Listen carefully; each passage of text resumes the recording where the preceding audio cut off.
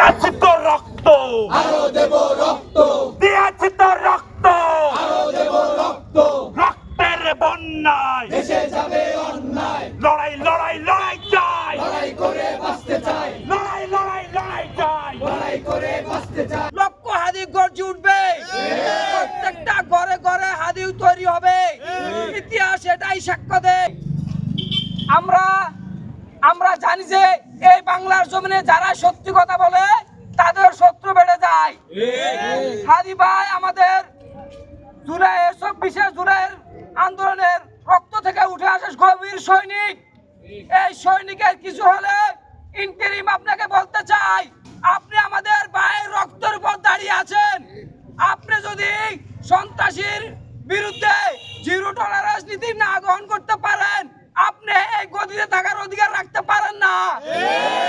আমরা চাই আগামী 24 ঘন্টার মধ্যে হাদি ভাইয়ের যারা গুলি করেছে তাদেরকে আইনের আওতায় আনতে হবে এবং আমার ভাইকে যেভাবে গুলি করা হয়েছে আর কোন ভাই যাতে গুলিবিদ্ধ না হয় এ প্রকাশ্য তাদেরকে ফাঁসি দিতে হবে।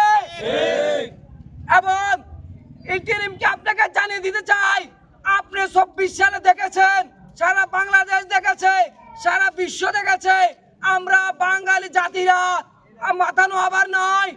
আমরা কখনো সন্ত্রাসী দিয়ে গুম করে খুন করে আমাদের দামিয়ে রাখা যায় না। আমরা এক ভাইকে হত্যা করবেন, এক হাদিকে হত্যা করবেন,